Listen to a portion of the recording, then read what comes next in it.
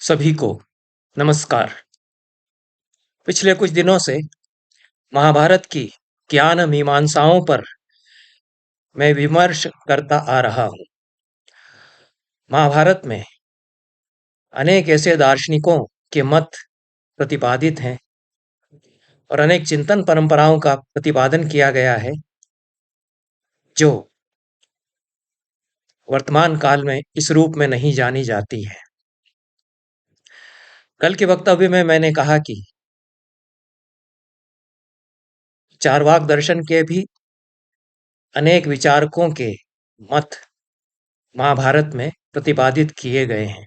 उनमें से कुछ पर विचार मैंने किया पहले, और कल कणिक नाम के एक मुनि या आचार्य, उनके विचार दर्शन का प्रतिपादन महाभारत के आधार पर मैंने किया है। मेरी जो मान्यता है कि चार्वाक दर्शन और प्राचीन अर्थशास्त्र की परंपरा कौटिल्य तक कम से कम साथ साथ चलती आई है, सहवर्ती होकर के चलती रही हैं, और दोनों एक दूसरे में गुंथ भी गए हैं, क्योंकि चार्वाक दर्शन को अर्थशास्त्र से अलग नहीं किया गया और अर्थशास्त्र को चार्वाक दर्शन से अलग नहीं किया गया। दोनों का अविभाज्य संबंध सा बना हुआ है। मेरी इस मान्यता से असहमति हो सकती है, पर प्राचीन अर्थशास्त्र की परंपरा का संधान यदि किया जाए तो चार्वाक दर्शन से जुड़कर के वह परंपरा विकसित हो रही है, और चार्वाक दर्शन के विचारक अर्थशास्त्र पर भी विचार कर रहे हैं। बृहस्पति, उष्णा, विशुन, कल जिस पर मैंने चर्चा की है कणिक, ये चार्वाक दर्शन के भी दार्शनिक हैं और अर्थशास्त्र के भी प्रतिपादक हैं, और दोनों विषयों पर, दोनों ही शास्त्रों पर एक साथ विमर्श ये करते हैं।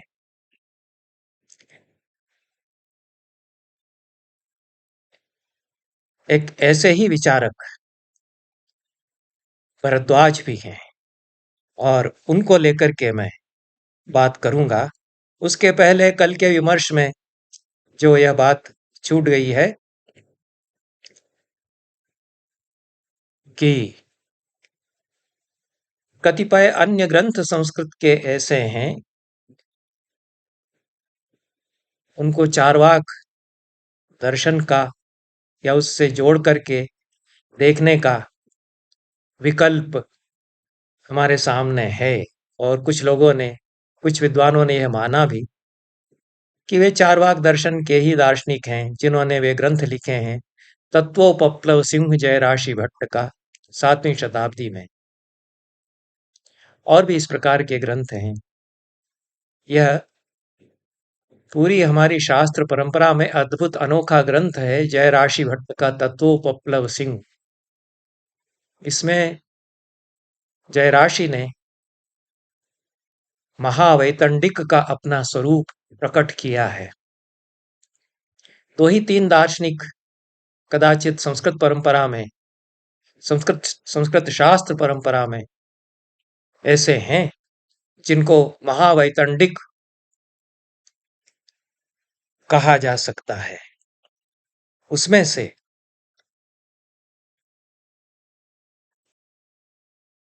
एक तो नागार्जुन है, जो प्रत्येक विचार को नकारते हैं, और उसके बाद जयराशि भट्ट हैं, जिन्होंने तत्वोपप्लव सिंह लिखा,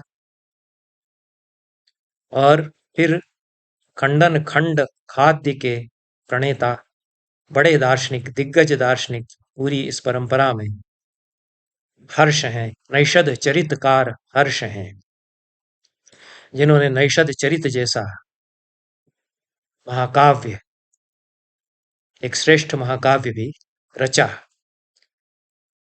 वितंडा स्वपक्ष प्रतिपादन के बिना सारे परपक्षों का खंडन करते चले जाना, यह वितंडा कहलाता है। चार्वाक चूंकि तर्क बहुत करते हैं, प्रत्येक विचार को वे बिखरा करके खंडित करके देखते हैं, यही उनकी पद्धति रही है। और इस दृष्टि से चारवाकों की निंदा भी की जाती रही है। राम कहते ही हैं कि निरर्थक बहुत बकबक ये लोग करते हैं, इनके कहने में नहीं आना चाहिए। भरत को कुशल प्रश्न जो भरत से करते हैं उनमें, तो चारवाकों का परिवाद या उनकी निंदा भी इस बात के लिए की गई। पर पूरी हमारी शास्त्र परंपरा में इसको बड़ा गुण भी माना गया कि आप किसी विचारधारा को कैसे बिखरा करके विखंडित करते हैं और उस पर आपत्तियां कितनी उठा सकते हैं। जब तक यह रहेगा तब तक हम विचारों की दृष्टि से मजबूत पक्के बने रहेंगे। जब हमने ये छोड़ दिया तब हमारा सामर्थ्य छीजने लगा। और विचारों में नपुंसक कोई राष्ट्र यदि हो जाता है तो नपुंसक ही होकर के रह जाता है। विचारों की कमी यदि हो जाती है तो भजन कीर्तन करते रहिए, लेकिन देश नपुंसक होगा। केवल भक्ति से नहीं समर्थ बनता कोई देश। ज्ञान, तर्क, खंडन विखंडन उतना ही आवश्यक हुआ करता है। चारवाकों ने यह कार्य किया था। और जब चारवाकों को पार्श्व में धकेलने का ऐसा बड़ा प्रयास किया जाता रहा कि विचार परंपराओं से लोप उनका हो जाए, वह हमारे देश के लिए, हमारी विचार परंपराओं के लिए अच्छा नहीं हुआ, क्योंकि हम परमुखापेक्षी उसके कारण हो गए। दूसरे देशों की विचारधाराएं ले लेकर के ओढ़ने लग गए हम, क्योंकि हमारी अपनी विचारधारा तो तब होगी जब हम बिखरा करके खंडन करके और विचार करेंगे कि इसमें से क्या हम अपनाएंगे। आज जैसा मैंने कहा कि एक और चार्वाक मतानुयायी अर्थशास्त्र के विचारक और अर्थशास्त्र के प्रतिपादन के साथ चार्वाक दर्शन का प्रतिपादन करने वाले विचारक भरद्वाज हुए हैं। भरद्वाज नाम के कई ऋषि हुए। एक भरद्वाज जो प्रयाग में रहते हैं, और तिनकर रामचरित अनुरागा, वो भी भरद्वाज हैं। वो रामचरितमानस में, अद्भुत रामायण, अध्यात्म रामायण आदि आदि जो 16वीं शताब्दी की भक्ति काव्य की रामायण की परंपरा है, उनमें वो विराजमान हैं।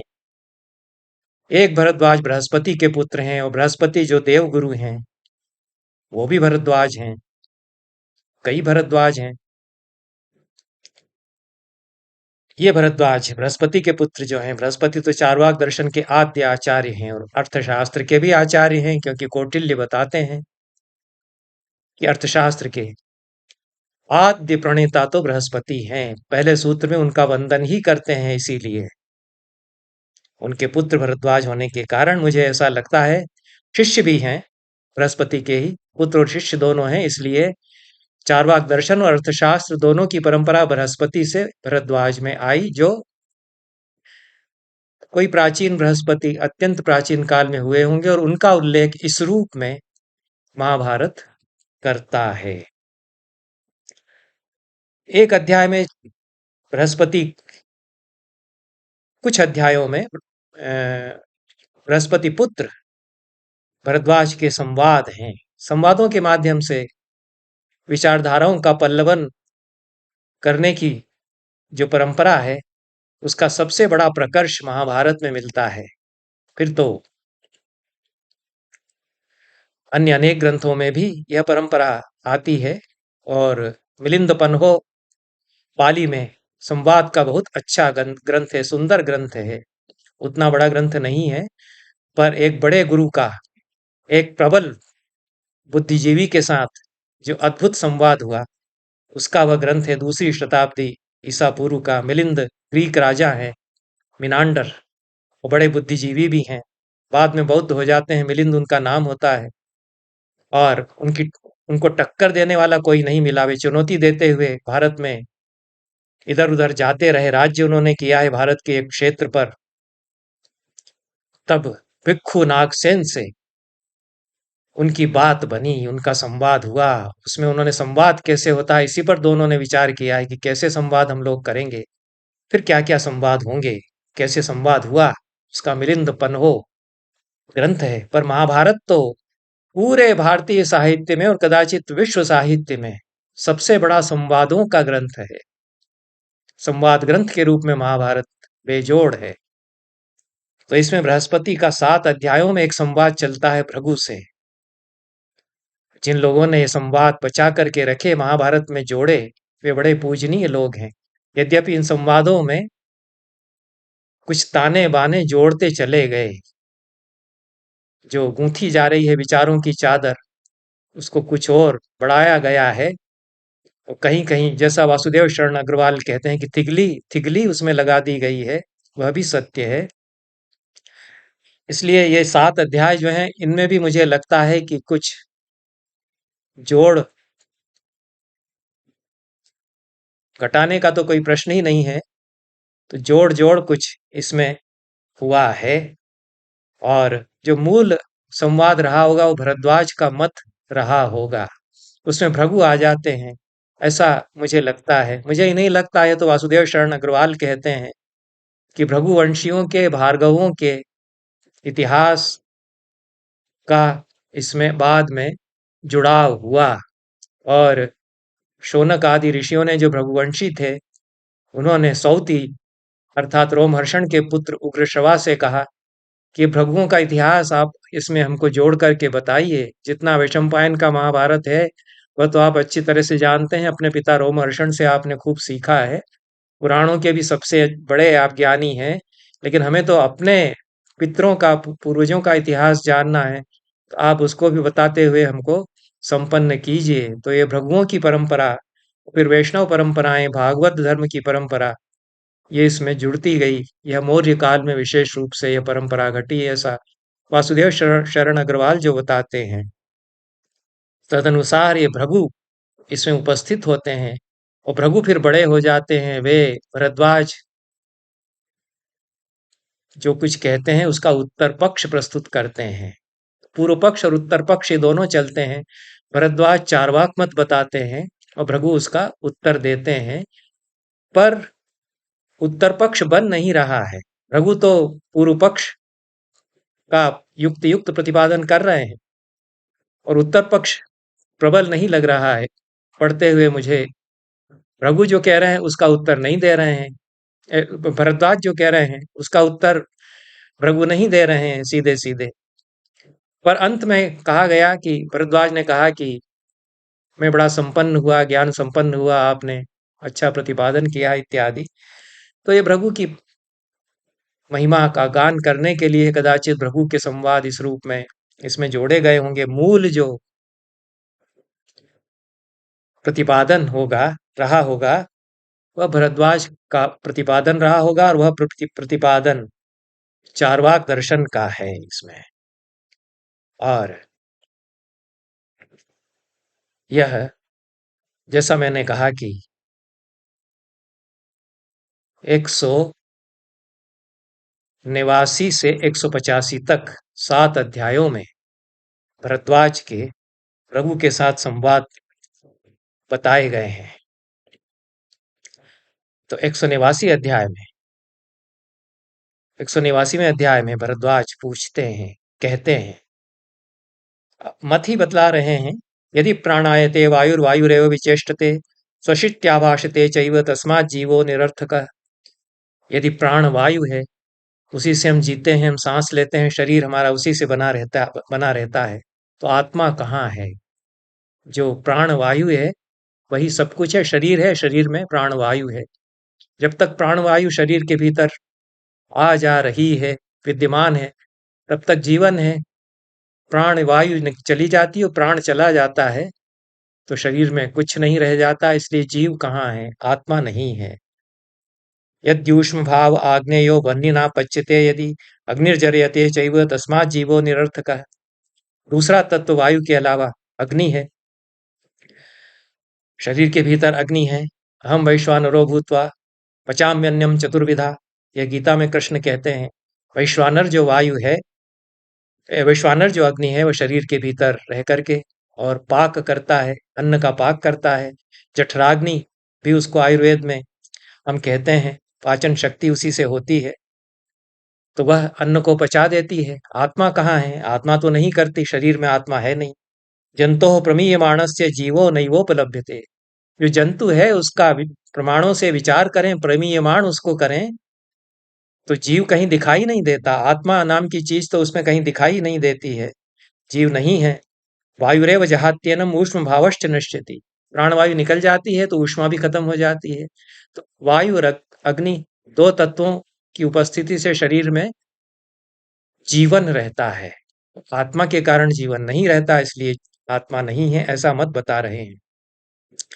यदि वातोपमो जीव संश्लेषो यदि वायुना वायुमंडल व दृश्यो गच्छेत सह मरुद्गण ही, उसी को कहा है कि जीव वातोपम ही है, जिसको आप आत्मा कह रहे हैं वो हवा ही है।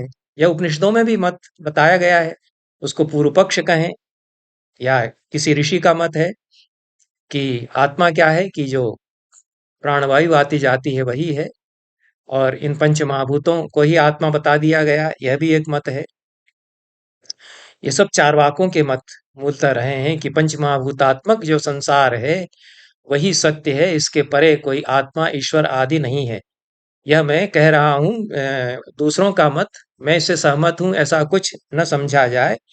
और मैं केवल जो विचार परंपरा चली आ रही है उसकी बात कर रहा हूँ। चारवाक मतानुयायियों की बात इसलिए कर रहा हूँ कि यह कहा गया है कि पूरे भारतीय दर्शन परंपरा में बड़ा गैप हो गया, कि चारवाकों का मत हमारे सामने मूल रूप में प्राप्त नहीं है। तो मूल रूप में प्राप्त है महाभारत में। मुझे लग रहा है कि चारवाक विचारक हैं, उनके शब्द, उनकी शब्दावली, उनके वाक्य इसमें है, उसको बताने का प्रयास मैं कर रहा हूँ। उपनिषदों में भी हैं।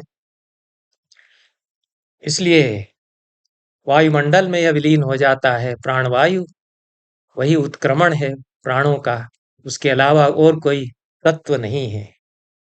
और जो जल है वह जल में मिल जाता है। हमारे महाकवियों ने तो कितने सुंदर श्लोक लिखे हैं प्रेम की कविता में, कि जल जो मेरे भीतर है वह कहाँ जाएगा, मेरे भीतर अग्नि जो है कहाँ जाएगी। उस श्लोक पर भी मैंने चर्चा की है। तो ये दर्शन और ये कविता, उनका भी गठबंधन होता है। वहां भी और कोई तत्व नहीं बचता है, वहां प्रेम रहता है। कहते हैं कि वायु तो वायुमंडल में मिल जाती है, जो जल है महार्णव विमुक्तत्वात् अन्यत् सलिल भाजनम कूपे वा सलिलम दद्यात् प्रदीपम वा हुताशने प्रक्षिप्तम नश्यति क्षिप्रम यथा नश्यत्यसौ तथा। जैसे जल को जल में हम मिला देते हैं, कुएं में, महासागर में, वह उसमें घुल मिल जाता है। शरीर में जो जल है वह भी समाप्त हो गया, निकल गया। तो जहाँ जल है वहीं जाकर के वह मिल गया। और शरीर में जो अग्नि है वह जहाँ अग्नि बची है उसमें जाकर के मिल गई, चला गया। तब शरीर में पंच महाभूत निकल गए, मिट्टी बची, मिट्टी जो है मिट्टी में मिल गई, तब कुछ भी नहीं बचा। इसलिए और कुछ भी नहीं है, अन्य कोई तत्व नहीं है। यही भरद्वाज इसमें कह रहे हैं। व्याधि व्रण परिक्लेशेर मेदिनी चैव शीर्यते पीड़ितेन्यतरे येषां संघातो याति पंचधा। ये जो पांच भूतों का संघात शरीर है, उसमें अंत में ये जो मेदिनी है, शरीर पार्थिव है, उसको पार्थिव कहते हैं, पृथ्वी से बना हुआ है, मिट्टी, वा- वायु है, अग्नि है और जल है, फिर आकाश है, स्पेस। शरीर के भीतर जो खोखला भाग है, आकाश तो रहेगा ही कहीं ना कहीं। नाक के छेदों में इस जो खाली जगह है वह स्पेस है। कान के भीतर जो स्पेस है, पेट के भीतर, फेफड़ों के भीतर। तो पृथ्वी, जल, तेज, वायु और आकाश पंच महाभूत शरीर में के भीतर हैं। यही पंच महाभूत शरीर के बाहर हैं। शरीर से पंच महाभूत छोड़ करके बाहर के पंच महाभूतों में मिल गए। तो मेदिनी भी मेदिनी में चली गई, मेदिनी अर्थात पृथ्वी, यह कहते हैं। तो फिर कहते हैं कि किम वेदयति वा जीवा किम शृणोति ब्रवीति वा, फिर कौन बचता है जो सुनता है और समझता है? कुछ भी नहीं बचता है। यह मत भरद्वाज बता रहे हैं। और बहुत कड़ी भाषा में थोड़ा यहाँ कहा है। ये चारवाक इस तरह की बातें करते रहे होंगे, इसलिए बड़ा खतरा लगा इनको। जो याज्ञिक परंपराएं हैं, कर्मकांड की परंपराएं हैं, उसी को भरद्वाज कह रहे हैं। ऐशा गौः परलोकस्थम तारयिष्यति मामिति यो दत्त्वा मृते जंतु सा गौः कम तारयिष्यति। ये गाय है, परलोक में जाऊंगा तो ये मुझे तारेगी, वैतरणी में इसकी पूंछ पकड़ करके मैं तरूंगा। ऐसा सोच करके जो गोदान करता है, शरीर खत्म हो गया, कुछ भी नहीं बचा, वो गाय भी मर जाएगी, वो कहाँ कब तारने पहुंचेगी? तो कौन किसको तारता है? कुछ भी जब नहीं बचता, कोई नहीं है वहां। पंच महाभूतों से बने हुए शरीर के पंच महाभूतों में मिल जाने के बाद तो कौन तरने वाला बचेगा, कौन तारने वाला बचेगा? वह गाय भी तो नहीं रहेगी, वो तो नहीं पहुंचेगी। गौश्च प्रतिगृहीता च दाता चैव समम यदा, यही वो विलयम यान्ति कुतस्तेषाम समागमः। यह 179वें अध्याय का 12वां श्लोक है। इसके पहले 11वां मैंने पढ़ा। तो जो गाय है, देय दान में दी गई, जो प्रतिग्रहीता ब्राह्मण है जिसने दान लिया, और जो दाता है, वे तीनों यहीं मिट्टी में मिल जाते हैं। वे कहाँ मिलेंगे जा करके? कौन किसको तारने पहुंचेगा वहां? और वहां मतलब कहाँ? तो लोग भी कहाँ है? ये प्रश्न उठाते हैं। वेगैरुपयुक्तस्य शैलाग्रात् पतितस्य वा अग्निना चोपयुक्तस्य कुतः संजीवनम पुनः।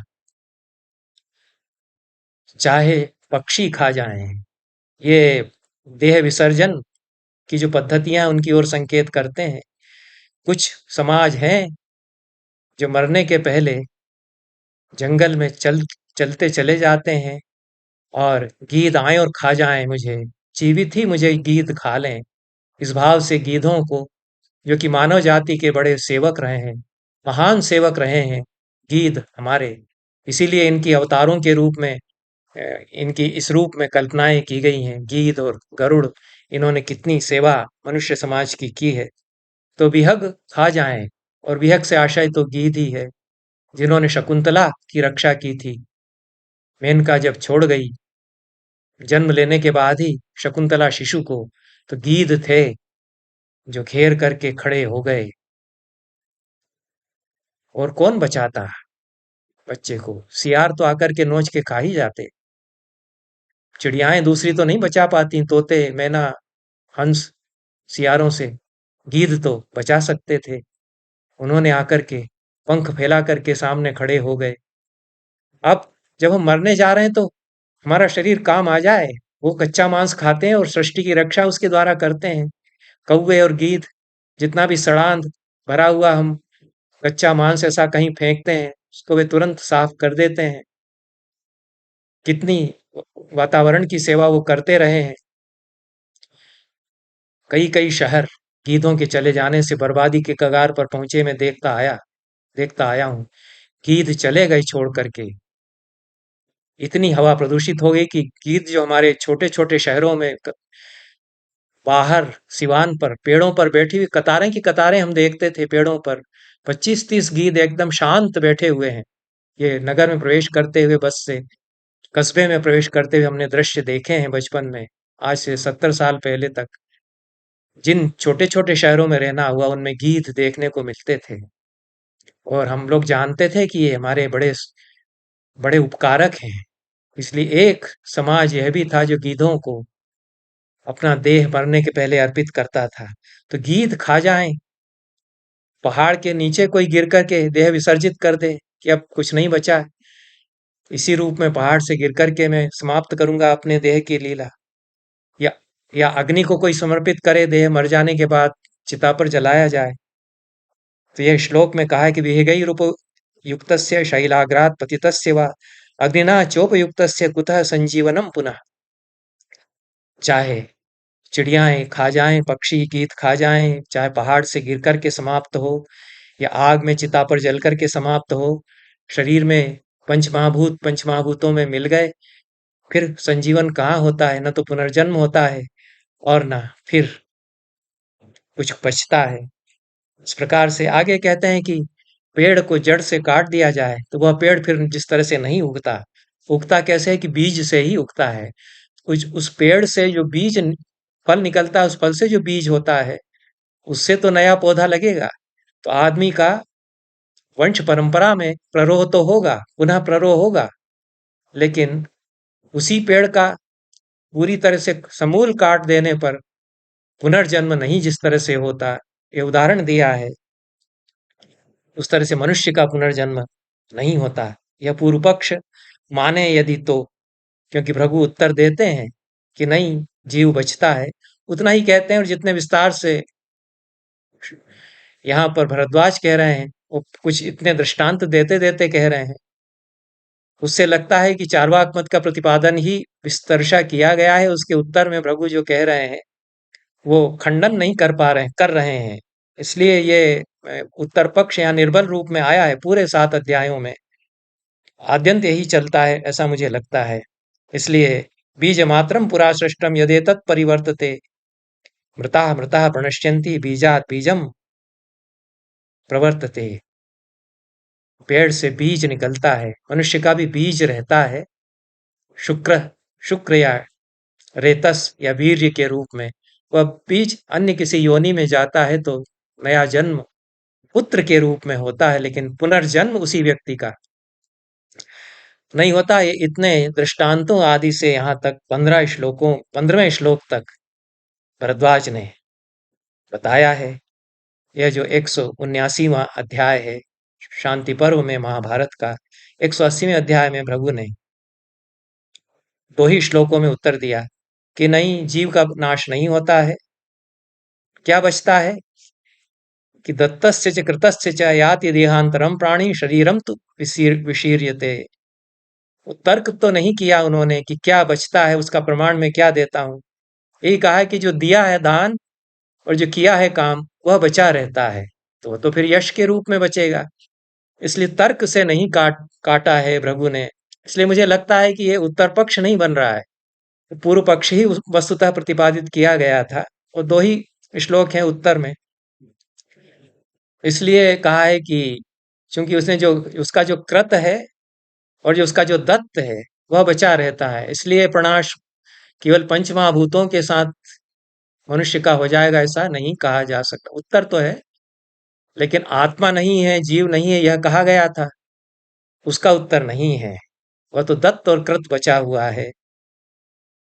फिर कहा है कि याति देहांतरम प्राणी शरीरम तो विशीर्यते। प्राणी जो है अन्य देह में चला जाता है, शरीर ही विशीर्ण होता है। इसलिए आत्मा अन्य देह में संक्रमण करता है, यह मैं मानता हूं, ऐसा उन्होंने कहा, लेकिन तर्क नहीं दिया है। अब अन्य विचारकों ने तर्क दिए हैं, वो तर्क से फिर उत्तर पक्ष नहीं बनाया है। यहाँ भरद्वाज फिर प्रश्न करते हैं 3 और 4 श्लोक में, 180वें अध्याय में प्रभु ने 2 ही श्लोकों में जवाब दिया है। फिर वो उठाते हैं प्रश्न, अग्नेर यथा तथा तस्य यदि नाशो न विद्यते ईंधनस्योपयोगान्ते सच अग्निर्नोपलभ्यते। फिर वही प्रश्न करते हैं कि हम आग जलाते हैं, वह आग बुझ जाती है तो फिर आग वहां नहीं होती। उस आग का पुनर्जन्म स्वतः नहीं होता है। ईंधन के उपयोग, यदि ईंधन पूरा का पूरा समाप्त हो जाए, हमने सूखी लकड़ियों में आग लगा दी और वे लकड़ियां जल करके पूरी तरह राख बन गई, तो उस राख से फिर आग नहीं पैदा होती। मनुष्य यदि राख बन गया है तो उसकी राख से फिर मनुष्य पैदा नहीं होगा। यह तर्क 3 श्लोक में देते हैं भरद्वाज। इस प्रकार से नश्चित इत्येव जानामि, मैं तो यही मानता हूं कि मनुष्य शरीर के नाश होने पर नाश उसका हो जाता है। शांतमग्निम अनिंधनम, जैसे बिना ईंधन का अग्नि शांत हो जाता है, उस तरह से मनुष्य उस अग्नि की तरह शांत हो गया जलने के बाद चिता में, तब वह फिर से नहीं जन्म लेगा। ये इसलिए भी लगता है कि भाषा, जो ऋषि की भाषा है, बड़ी काव्यात्मक भाषा भरद्वाज के कथनों में तो आती है। और इस प्रकार से प्रभु उत्तर देते हैं कि समिधाओं में जो अग्नि जलाई गई है वो ईंधन का प्रयोग नहीं करते हैं। प्रभु तो ईंधन का प्रयोग, ये भाषा में शब्दावली में कितनी बारीकी है, ये बड़े ऋषि का काव्य है। तो दोनों के मतों में वो ईंधन कह रहे हैं और ये समिधा कह रहे हैं। समिधाओं में जो अग्नि जलाई गई है, उपयोग के बाद समिधाएं पूरी तरह जल करके राख बन गई, लेकिन अग्नि दिखाई नहीं देता, अग्नि बचा रहता, उत्तर दिया है। और वो आकाश में वो अग्नि रहता है। और निराश्रय होकर के अग्नि रहता है, 5वें श्लोक में कहा है। उसी प्रकार से शरीर से उत्क्रमण करने पर आकाश में जीव रहता है और दिखाई नहीं देता है, क्योंकि सूक्ष्माति सूक्ष्म है, इसलिए दिखाई नहीं देता है। वह ज्योति रूप हुआ करता है। यह 6ठे श्लोक में भृगु कहते हैं। और उसी से वह अग्नि रूप में शरीर के भीतर रहता है, वह प्राणों को धारण करता है और उसी से शरीर उच्छ्वसित होता है।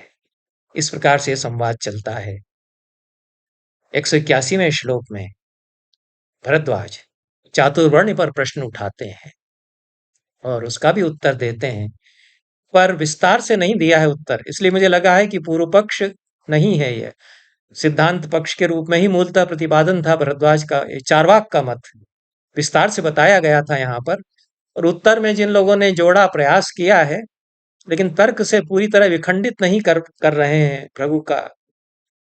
जिन्होंने मत जोड़ा है, ऐसा यदि माना जाए कि प्रभु का मत जोड़ा गया है, इससे असहमति हो सकती है। विचार करना चाहिए और विचारों से ही बात आगे बढ़ती है। तो 181वें अध्याय में चातुर्वर्ण पर, वर्णाश्रम व्यवस्था पर, अभी एक एक करके चारवाक क्या कहते थे वो सिलसिलेवार इसमें 7 अध्यायों में उनके मत बहुत सारे उनके प्रतिपाद्य का इसमें संग्रह कर लिया गया। आत्मा नहीं है, यह भरद्वाज ने बताया। पुनर्जन्म नहीं होता, उसके बाद उन्होंने बताया वो तर्क दिए, जिस तरह से चारवाक तर्क देते हैं। और चातुर्वर्ण गलत है। यह तीसरा, ये मेरा मत नहीं माना जाए, चारवाक का मत है, भरद्वाज उसको बता रहे हैं। तो चातुर्वर्ण्यस्य वर्णेन यदि वर्णो विभज्यते सर्वेषां खलु वर्णानां दृश्यते वर्ण संकरः। चातुर्वर्ण के विभाजन से यह चतुर्धा विभाग किया गया है, पर हम तो देखते हैं कि सारे वर्ण मिल जाते हैं, वर्ण संकर ही समाज में दिखाई देता है।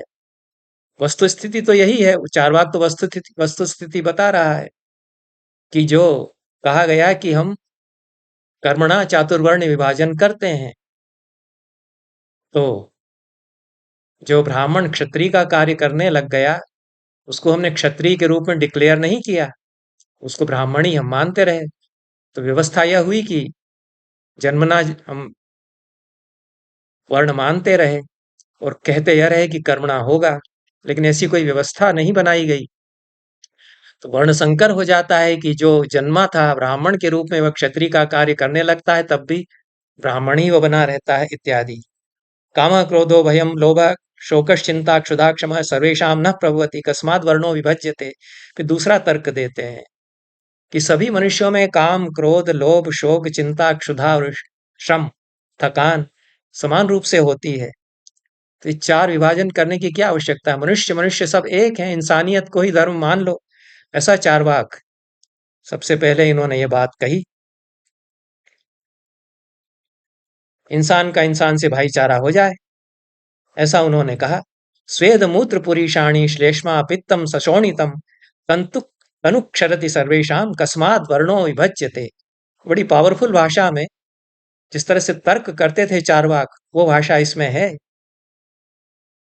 कि पसीना, मल और मूत्र, मूत्र और पुरीष, श्लेष्मा कफ और पित्त खून सबके शरीर से निकलता है एक जैसा, खून सबका एक जैसा, मलमूत्र सबके वैसे ही, पित्त ऐसा एक जैसा और पसीना एक जैसा। सभी पसीना बहाते हैं, उस पसीने में आदमी आदमी का पसीना एक होता है। हम तो फिल्मों में कहानियों में यही कहते हैं कि खून खून तो सबका एक है, लहू को लहू पुकार लेगा। अंत में जब फिल्म का अंत होगा तो लहू को लहू पुकारेगा, उसका खून उसके उससे मिल जाएगा। पर चारवाक तो बड़े तार्किक होते थे। वो तो ये कहते थे कि पसीना सबका एक जैसा, मूत्र एक जैसा, मल एक जैसा, कफ एक जैसा, पित्त एक जैसा और फिर खून एक जैसा। तो आदमी आदमी एक है। कस्मात् वर्णो विभज्यते, यह टेक की तरह हर श्लोक में वो पूछते हैं कि वर्णों में विभाजन क्यों किया गया है। जंगमानाम असंख्येया स्थावराणाम च जाते हैं तेषां विविध वर्णानाम कुतो वर्ण विनिश्चय। जितने जंगम हैं और जितने स्थावर हैं उनमें जाति तो होती है, वर्ण नहीं होता कहीं भी। पेड़ पेड़ हैं तो आम के पेड़ जो है उनकी एक जाति होगी, जो नीम के पेड़ हैं उनकी एक जाति होगी। लेकिन नीम के पेड़ में इतने इतने नीम ब्राह्मण होंगे, इतने इतने क्षत्रिय होंगे, इतने इतने वैश्य होंगे, इतने इतने शूद्र होंगे, ऐसा वर्ण विभाजन वहां नहीं होता। तो जितने जंगम हों या स्थावर हों, जितने सिंह हैं वह सिंह ही सिंह कहेंगे, उनमें ये ब्राह्मण सिंह है ये क्षत्रिय सिंह है ऐसा विभाजन नहीं होगा। इसलिए जितने मनुष्य हैं वो मनुष्य ही कहे जाएं। उनमें चार वर्ण क्यों माने जाएं? तो तेषाम विविध वर्णानाम कुतो वर्ण विनिश्चय, उनमें वर्ण विनिश्चय कैसे किया जाए? प्रभु कहते हैं कि वो वर्णाश्रम का संगतिकरण नहीं मिला मुझे इसमें, जो प्रभु कहते हैं वो ये कहते हैं कि कोई वास्तव में विशेष नहीं है, लेकिन सर्वम ब्रह्ममिदं जगत, सब कुछ ब्रह्म रूप है सारा संसार, इस प्रकार से वह कहते हैं।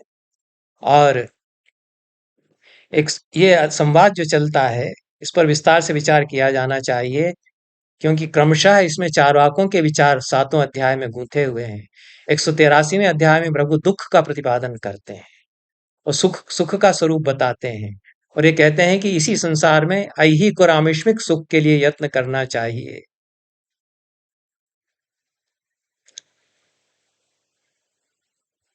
तो कह भरद्वाज ये कह रहे हैं कि गृहस्थ ये आश्रम व्यवस्था का खंडन कर रहे हैं भरद्वाज यहाँ पर 183वें अध्याय में। वो कह रहे हैं कि चार वर्ण उनकी आवश्यकता नहीं, वो क्यों किए गए? उत्तर पक्ष तो विशेष नहीं है। 182वें अध्याय में ये संवाद चलता है। 183वें अध्याय में पूर्व पक्ष यदि कहा जाए चारवाक का प्रतिपादन, तो विस्तार से यह प्रश्न करते हैं प्रभु, या यह अपना मत उठाते हैं कि इसी लोक में रह करके और प्रयास करना चाहिए, पर गृहस्थ हो इसकी क्या आवश्यकता है? और स्त्री के साथ सुखोपभोग गृहस्थाश्रम में मनुष्य क्यों करे? यह प्रश्न उठाते हैं। तो गृहस्थाश्रम का खंडन करते हैं, काम सुख का भी खंडन करते हैं, क्योंकि चारवाकों में अनेक ऋषि ऐसे थे जो ब्रह्मचारी रहते थे, और वे इसका खंडन करते थे कि एक ही आश्रम है, चार आश्रम नहीं है। ऐसा चातुर्वर्ण और चतुर्धा आश्रम विभाजन का खंडन वे करते थे, और केवल एक ही ब्रह्मचर्य का पालन ही हम करेंगे, ऐसे ऐसा उनका आचार था। तो उसको बताते हुए कहते हैं कि केवल एक ही आश्रम माना जाए, क्यों गृहस्थ बने कोई, और क्यों इस सब में पड़े, और क्यों स्त्री का साथ सुखोपभोग करे? काम सुख की आवश्यकता ही क्या है? इस पर इस पद का प्रतिपादन करते हैं कि काम सुख की कोई आवश्यकता नहीं है, स्त्रियों की कोई आवश्यकता नहीं है, और स्त्रियां परम सुखदायक हैं। यह जो आप कहते हैं इसको मैं स्वीकार नहीं करता। यदेतद् भवताभिहितं सुखानां परमा स्त्रिय इति तन्न गृह्णीमः, हालांकि प्रभु ने ऐसा कहा है, ऐसा मुझे नहीं मिला। तो उत्तर पक्ष प्रभु जो प्रतिपादन करना था वह इनमें आ नहीं रहा है। वो चारवाक तो उसको पूर्व पक्ष के रूप में उठा रहे हैं। इसलिए ऐसा जो आपने कहा है कि गृहस्थाश्रम में प्रवेश करे और काम सुख का उपभोग करे, क्योंकि स्त्रियों से परम सुख मिलता है, ये तो न्याय दर्शन में भी कहा गया है, इसी तरह की शब्दावली में, कामसूत्र में भी इसी तरह की शब्दावली में कहते हैं कि मनुष्य का कर्तव्य है कि स्त्री संग्रह करे और विवाह करे और काम सुख का आनंद भी ले। तो यह जो आप लोग कहते हैं, ऐसा उसको पूर्व पक्ष के रूप में उपस्थापित करके और खंडन भरद्वाज यहाँ कर रहे हैं, इसको हम स्वीकार नहीं करते। तन्न घृण्यमः, तो ऐसा लगता है कि पूरी परंपरा को साथ में रख करके भरद्वाज कह रहे हैं कि हम लोग जो चारवाक मतानुयायी हैं, हम इसको नहीं मानते कि विवाह करना चाहिए और इस सब में मनुष्य को जाना चाहिए। ये शंकराचार्य भी कहते हैं, लेकिन दोनों में मूलतः अंतर हो जाता है। वो परलोक का खंडन करते हुए कह रहे हैं, इसी लोक में सब कुछ है, यह स्वीकार करते हुए कह रहे हैं, लेकिन आचार पद्धति बना रहे हैं। और यावत जीवेत सुखम जीवेत ऋणम कृत्वा घृतम पिबेत नहीं कह रहे हैं ये भरद्वाज जो चारवाक हैं। वो ये कह रहे हैं कि हम तो ब्रह्मचर्य से रहेंगे, संसार में प्रवेश करेंगे ही नहीं, क्योंकि अंततः वहां पर दुख होता है, तो उसमें हम क्यों पड़े? यह वे कहते हैं, उदाहरण देते हैं। अब पूर्व पक्ष का खंडन करने के लिए चारवाक उन्हीं के उदाहरण देते हैं कि आप लोगों में भी तो ब्रह्मा एकाकी रहे, उन्होंने विवाह नहीं किया, काम सुख पर आंगमुख हो रहे। और ये गद्य आ गया है यहाँ, बड़ा अ, प्रांजल गद्य है महाभारत का। इस पूरे इस अध्याय में अनेक स्थानों पर गद्य में पद्य के स्थान पर बोल रहे हैं। तो बड़े बड़े महात्माओं ने यह पथ अपनाया है। भगवान विश्वेश्वर ने, उमापति ने अनंग वे हो गए, काम को उन्होंने जला दिया और निस्संग रहे। तो उसी पद्धति, जीवन पद्धति को क्यों ना अपना लिया जाए। तस्मात् तावत् विशिष्टो गुणैति नैतत् भगवता प्रत्ययिमी। विवाह करने से बड़ा विशिष्ट गुण हो जाता है, ऐसा मैं स्वीकार नहीं करता। यह जो आपने कहा कि सुख, परम सुख स्त्रियों से प्राप्त होता है, उसको मैं स्वीकार नहीं करता, इत्यादि वो कहते हैं।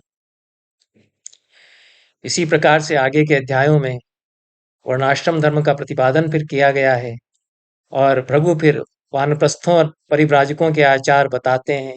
स्वर्ग प्राप्ति की भी चर्चा करते हैं। भरद्वाज फिर भी कहते हैं, अस्मान् लोकात् परो लोकः श्रूयते नोपलभ्यते। इस लोक के परे कोई लोक केवल प्रवाद है, सुना जाता है, देखा नहीं जाता। तो इस प्रकार से बातें करते हैं और स्वर्ग और नरक की चर्चा इनमें आती है।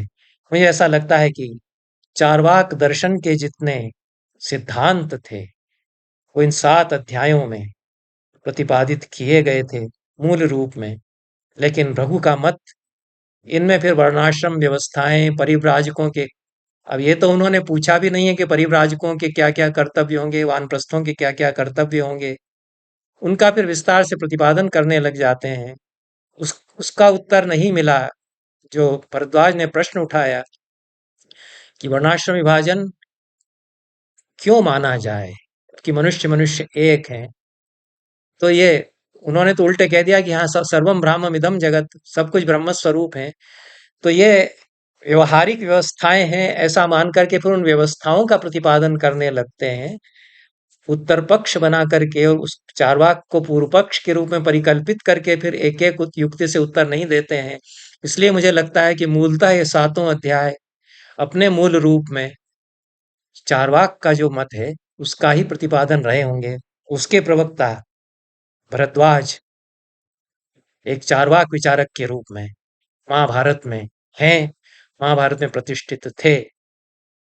इन शब्दों के साथ इस चर्चा को समाप्त करते हैं। बहुत बहुत धन्यवाद। नमस्कार। आगे चर्चा जारी रहेगी। केवल चारवाकों की ही बात मैं नहीं करता रहूंगा, ऐसा मान करके परेशान न हो कि चारवाक चारवाक ही ये गा रहे हैं। और महाभारत में बहुत विचारणीय मत सांख्य का भी है। दर्शन मेरा विषय है नहीं, पर कम लोग हैं जो महाभारत को इस दृष्टि से पढ़ रहे हैं। मैं पढ़ रहा हूं तो मैं कुछ उस पर भी कहूंगा। जो विशेषज्ञ हैं, मुझसे ज्यादा ज्ञानी तो बहुत सारे लोग हैं, वो विचार करें। नमस्कार, धन्यवाद।